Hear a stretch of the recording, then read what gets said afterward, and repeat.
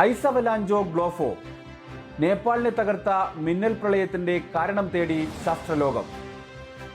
ഒരു തുള്ളി മഴ പെയ്തില്ല, മുന്നറിയിപ്പുകൾ ഒന്നുമില്ല.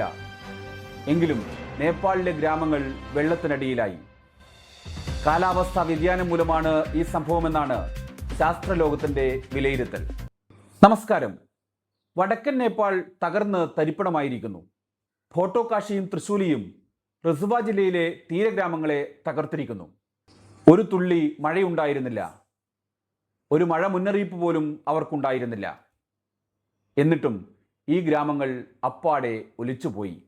നനച്ചിരിക്കാതെ വന്ന വെള്ളപ്പൊക്കത്തിൽ അവിടുത്തെ ജീവനുകൾ ഇല്ലാതായി. രക്ഷാപ്രവർത്തനം ഇപ്പോഴും തുടരുകയാണ്.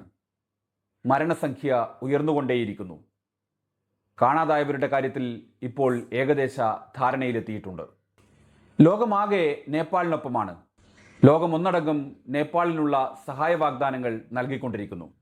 എന്താണ് ഈ മിന്നൽ പ്രളയത്തിന് കാരണം? ഇത്രയും ഉയർന്ന മലവെള്ളപ്പാച്ചിൽ എങ്ങനെ ഉണ്ടായി? ഈ ചോദ്യങ്ങൾക്ക് ഉത്തരം തേടാനുള്ള ശ്രമത്തിലാണ് ശാസ്ത്രലോകം. ഐസ് അവലാഞ്ച് അഥവാ ഹിമപാതമാകാം മിന്നൽ പ്രളയത്തിന് കാരണമെന്നാണ് ഭൗമശാസ്ത്ര ലോകത്തിന്റെ പ്രാഥമികമായ വിലയിരുത്തൽ. ഹിമാലയത്തിൽ നിന്നും ഒരു വലിയ മഞ്ഞുപാളി പൊട്ടിയടർന്ന് താഴേക്ക് പതിച്ചതാകാം പ്രളയത്തിലേക്ക് നയിച്ചത് എന്നാണ് ഇവരുടെ നിഗമനം. സാറ്റലൈറ്റ് ഇമേജുകളും പ്രളയത്തിനു ശേഷമുള്ള ചിത്രങ്ങളും വിലയിരുത്തിയാണ് ഭൗമശാസ്ത്ര ലോകം പ്രാഥമികമായി ഇങ്ങനെ ഒരു നിഗമനത്തിൽ എത്തുന്നത്. ഏകദേശം 2000 അടി വീതിയുള്ള ഒരു മഞ്ഞുപാളി മഞ്ഞുമലയിൽ നിന്ന് വേർപെട്ടു. 17,000 അടി ഉയരത്തിൽ നിന്ന് വീണ ഐസ് കട്ട 4000-ഓളം അടി താഴ്ചയിലേക്കാണ് പതിച്ചത്. ഇതാണ് സാറ്റലൈറ്റ് ഇമേജുകൾ പരിശോധിച്ച ശേഷം ചില വിദഗ്ധർ അഭിപ്രായപ്പെട്ടത്. മഞ്ഞുപാളി വേർപെടുമ്പോൾ വലിയ ഉയരത്തിൽ നിന്നും താഴേക്ക് പതിക്കുന്നത് അതിവേഗത്തിലാണ്. പിന്നീട് ഇതിന്റെ സഞ്ചാരവും അതിവേഗത്തിലായി മാറും. ഈ മഞ്ഞുപാളി അതിശക്തമായി പൊട്ടിച്ചിതറുകയും വെള്ളമായി മാറുകയും ചെയ്യും. കാഠ്മണ്ഡുവിൽ നിന്നും ഏകദേശം 40 മൈൽ വടക്കാണ് ഈ മഞ്ഞുമലയുടെ തകർച്ച നടക്കുന്നത്. പ്രാദേശിക ഭൂകമ്പ മാപിനികൾ പരിശോധിക്കുമ്പോൾ 8:40 വലിയൊരു പാറ താഴേക്ക് പതിക്കുന്നതിന്റെ സൂചനകൾ രേഖപ്പെടുത്തിയിട്ടുണ്ട്. തൊട്ടു പിന്നാലെ വെള്ളപ്പൊക്കത്തെ സൂചിപ്പിക്കുന്ന ഫ്ലോ സിഗ്നലും ഉണ്ടായി. സംഭവത്തിന് തുടക്കത്തിൽ ശക്തമായ ഒരു സിഗ്നലാണ് രേഖപ്പെടുത്തിയത്.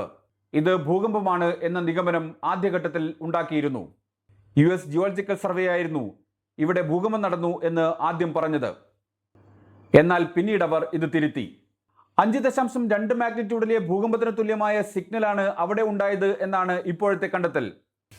മുൻ ദിവസങ്ങളിലെ ഉപഗ്രഹ ചിത്രങ്ങൾ പരിശോധിക്കുമ്പോൾ മഞ്ഞുപാളികൾ അതിവേഗത്തിൽ അപ്രത്യക്ഷമാകുന്നത് രേഖപ്പെടുത്തിയിട്ടുണ്ട്.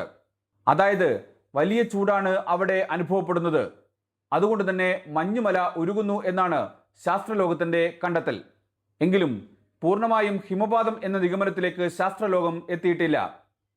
കാരണം ഉയർന്ന വെള്ളമാണ് നദികളിൽ ഉണ്ടായത്. സമീപകാലത്തെ ഹിമപാതത്തിലൊന്നും ഇത്രയധികം വെള്ളമുണ്ടായിട്ടില്ല എന്ന് ശാസ്ത്രലോകം പറയുന്നു. ഇന്ത്യ ഏറ്റവും ആകാംക്ഷയോടെയാണ് നേപ്പാളിലെ ഈ സംഭവത്തെ കാണുന്നത്. ഐസ് അവലാഞ്ചിക്കുമപ്പുറം ഹിമാലയത്തിൽ എന്ത് സംഭവിക്കുന്നു എന്നത് ഇന്ത്യയെ സംബന്ധിച്ചും നിർണായകമാണ്.